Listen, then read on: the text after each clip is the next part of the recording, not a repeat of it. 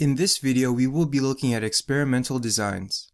The types of experimental designs include the completely randomized design, the randomized block design, and the matched pairs design. In a completely randomized design, each experimental unit is randomly assigned to a random group to receive a different treatment.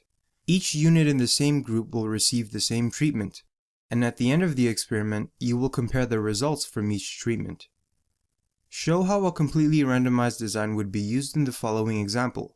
A researcher wants to conduct an experiment to determine which environment is best suited for studying: a library, in one's own room, or outside. A total of 30 university students volunteer to participate in the experiment. So we have 3 treatments: the library, in one's own room, and outside. Since we have 3 treatments, we will have 3 groups receiving the treatments. Since there are 30 university students, these 30 subjects will be randomly assigned into 3 groups to receive the treatments.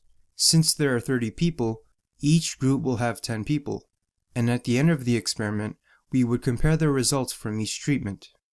Let's say that the researcher believes that gender has an effect on the results.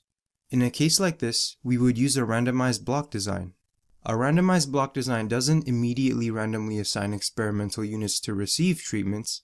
We first assign people into a block based on a characteristic that is expected to influence the response to the treatments. In this example, gender would be the blocking variable. So first, we separate our experimental units based on gender. One block will be for females and one block will be for males. There are 18 females and 12 males. Then, the experimental units in each block will be randomly assigned to 3 different groups to receive a treatment. So let's make a diagram out of this. We are looking at a randomized block design, and gender was the blocking variable. We started off with 30 university students, and we separated these students into 2 blocks. One was for males and one was for females. We determined that there were 18 females and 12 males. We will have the females be randomly assigned to 3 different groups, and each group will have 6 females, and each group will receive different treatments. For the males, we are doing the same thing, except we have 12 males, so we will randomly assign 4 males into each group. And at the end of the experiment, we will compare the results within each block. The last type of experiment we'll talk about is the matched pairs design. In a matched pairs design, we are only comparing 2 treatments by using the same or similar experimental units. If we are using the same experimental units, we could have an example like this. What type of gasoline is more efficient? Type A gasoline or Type B gasoline? 3 cars will be used in this experiment. Describe how a matched pairs design would be used. If we are using the same experimental units, then each experimental unit will receive both treatments. So we have 3 cars, and each car will receive the 2 treatments, one with Type A gasoline and one with Type B gasoline. We would use the same car for each treatment, and which treatment goes first will be random. So for example, we could drive with Type B gasoline first, then once all the gasoline is finished, we would fill up the car with Type A gasoline using the same quantity, and at the end of the experiment, we would compare the efficiency of the gasoline. There are cases when we can't use the same experimental units for a matched pairs design, and we would have to use similar experimental units. For example, a researcher is trying to determine whether or not sleep deprivation has an effect on test scores.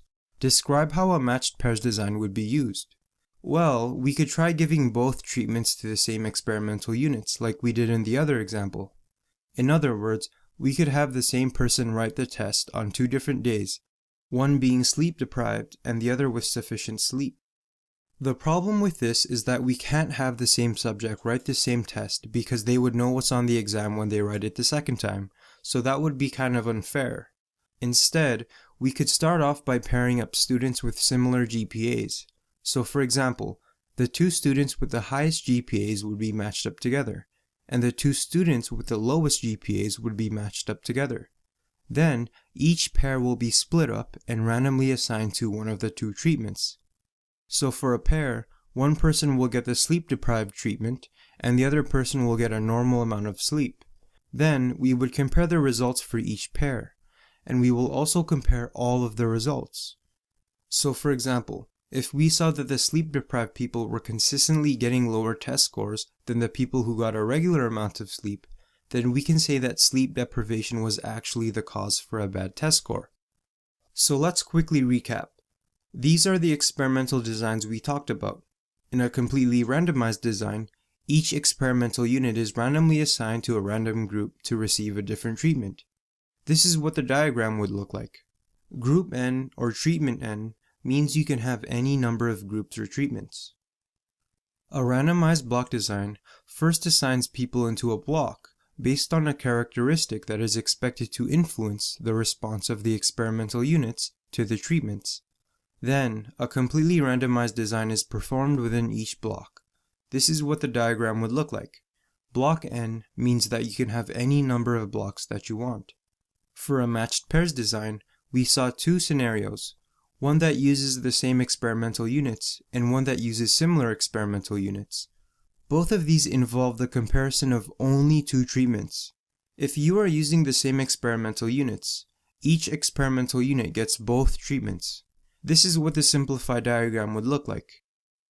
If you are using similar experimental units, we first pair up similar experimental units, then each pair is split up and randomly assigned to one of two treatments. This is what the simplified diagram would look like.